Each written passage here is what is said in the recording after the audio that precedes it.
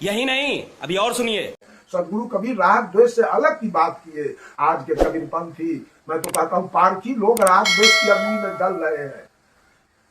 राग द्वेष की अग्नि में रावण से इनको द्वेष है, राम से इनको राग है, कृष्ण से इनको राग है, कंस से द्वेष है, इनको राम से राग है, रहीम से द्वेष है, कृष्ण से राग है, करीम से द्वेष है, महादेव से राग है, मोहम्मद से द्वेष है, हरि से राग है, हजरत से द्वेष है, ब्रह्मा से राग है, बिस्मिल्लाह से द्वेष है, बजरंग बली से राग है, मोहम्मद अली से द्वेष है, काबा से राग है, काशी से द्वेष है, मक्का से राग है, मथुरा से द्वेष है, गंगा से राग है और जमजम से द्वेष है। यह पूरी सृष्टि राग द्वेष की अग्नि में जल के मर रही है। साहब कबीर ने कहा भजन कहीं नहीं, भक्ति कहीं नहीं, केवल राग द्वेष में। अगर मुसलमान के मस्जिद में आग लग जाए तो हिंदू कभी बुता नहीं पाएगा, उसको और जला देगा। अगर हिंदू के मंदिर में आग लग जाए तो मुसलमान उसको जला देगा। अगर सिख के गुरुद्वारा में आग लग जाए तो ईसाई उसको बुताएगा नहीं और सुलगा देगा। और ईसाई के गिरजाघर में आग लग जाए तो सिख उसको सुलगा देगा, बुता नहीं सकता है। इसलिए सदगुरु कबीर के नजरों में ये चारों आपस में राग द्वेष की अग्नि में चल रहे हैं। न राम के भजने से मुक्ति, न रहमान के भजने से मुक्ति, न गुरु नानक के भजने से मुक्ति, और न ईसा मसीह के भजने से मुक्ति। मुक्ति ज्ञान से और मुक्ति कर्म को ठीक करने से कल्याण हो सकता है। ये सदगुरु कबीर की विचारधारा है। आज राम के नाम पर, मंदिर के नाम पर कितने खर्च किए जा रहे हैं। आज गरीब इलाज के बिना मर रहा है, उसका इलाज कराने वाला कोई नहीं। एक गरीब की बेटी का विवाह कराने वाला कोई नहीं। और ये पत्थर पानी पर खर्च करने वाले, आज पूरा भारत का धन अयोध्या में खर्च हो रहा है।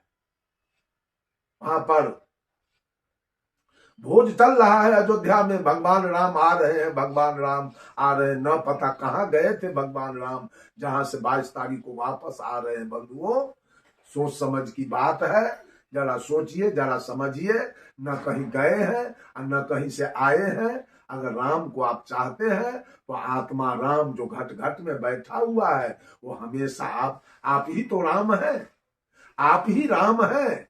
आप जिस दिन काया से निकल जाएंगे उसी दिन ये मंदिर खाली हो जाएगा। ये मंदिर, काया रूपी मंदिर, बडीज टेम्पुल, ये काया रूपी मंदिर जिसको परमात्मा ने बनाया, और जिस मंदिर की बात आप करते हैं उसको राजमिस्त्री ने बनाया।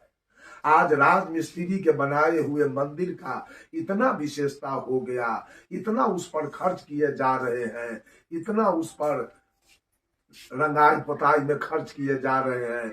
लेकिन जिस मंदिर को परमात्मा ने साक्षात बनाया उस मंदिर का आज कोई कीमत नहीं है। उस मंदिर जो राजमिस्त्री ने बनाया उसमें सोना चंदा दिया जा रहा है, रुपया चंदा दिया जा रहा है, और उसमें पेड़ा, रसगुल्ला, सेव, संतरा, अनारस, बेदाना, खीर, पूरी, काजू, किशमिश, बादाम का चढ़ाना चल रहा है। और जिस मंदिर को खास करके ये प्रकृति, जिसे हम परोक्ष रूप से परमात्मा कहते हैं, परमात्मा का बनाया हुआ ये मंदिर, इसका चढ़ाना चढ़ता है तारी, दारू, मांस, मछली, गांजा, भांग, बीड़ी, सिगरेट, शिखर, पराग, जर्दा की मांग, इस मंदिर का चढ़ाना चढ़ाया जा रहा है।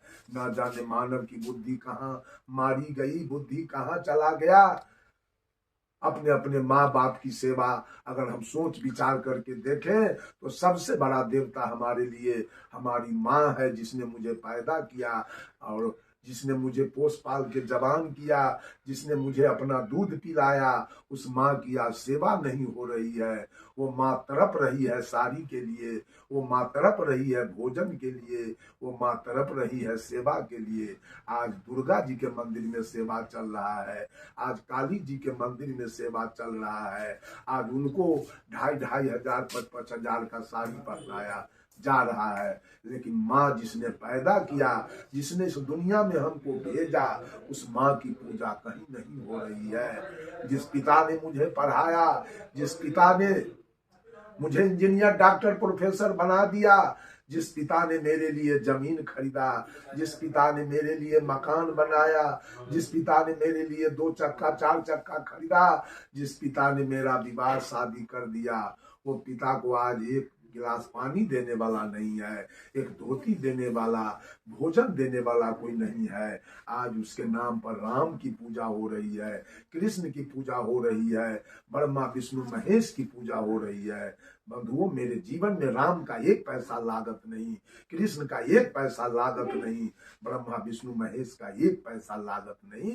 मेरे जीवन में लागत है तो मेरी माँ और मेरे पिता का, जो कुछ भी हुआ वो मेरे माँ और मेरे पिता का लागत है। लेकिन आज मनुष्य का विचारधारा कहाँ चला गया, सब पत्थर पानी के फेरने लगे हैं, लेकिन माँ बाप की सेवा पूजा कोई। और तीसरे देवता हमारे सदगुरु, मैं मांस मछली तारी दारू गांजा भांग पान बीड़ी सिगरेट खा रहा था, मैं चोरी दलाली बेईमानी घुसखोरी हत्या बलात्कार कर रहा था, मैं जहां तहां लात मुक्का खाता था, जहां तहां दारू तारी गांजा पी के गड्ढा में गिरा रहता था, जेल जाता था, मेरे ऊपर पंचायती होती थी, जहां तहां मैं थूक चाटता था, कान धर के उठ बैठ करता था। इन सारे पाप कर्मों से ज्ञान दे करके गुरु जी ने मुझे निकाला।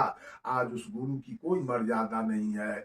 कबीर साहब ने कहा, 7 दीप 9 खंड में गुरु से बड़ा न कोई, करता करे जो कर न सके, गुरु करे से होई। गुरु है बड़े गोविंद से, मन में देखो विचार, हरि सिरजे तो बार बार, गुरु सिरजे तो पार।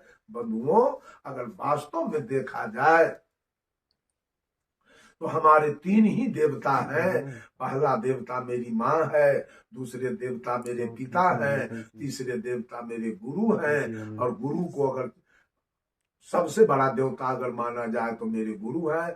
माता पिता ने तो पैदा सही किया, धन दौलत सब दिया, पढ़ा लिखा दिया, लेकिन मानवता का ज्ञान, कल्याण का ज्ञान तो गुरु ने सिखाया।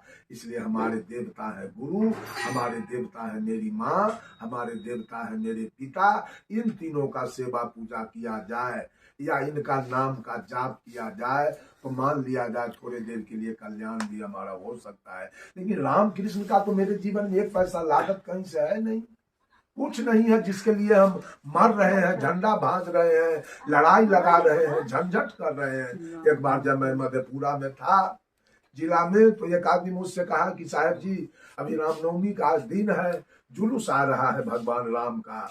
एक व्यक्ति जो ऊंची जाति के थे, उन्होंने एक मुसलमान से कहा कि तुम इस जुलूस पर एक पत्थर फेंक दो, मैं तुमको 10,000 रुपया दूंगा और झंझट बच जाएगा, मेरा काम तमाम हो जाएगा, बीजेपी के लिए वोट यहाँ बन जाएगा। बंधुओं, ऐसे ऐसे काम अगर पार्टी बेसिस पर भगवान राम को लिया जा रहा है तो भगवान राम का दुर्गति कोई रोक नहीं सकता है। आज देख लिया जाए हिंदू धर्म का क्या दुर्गति होने जा रही है।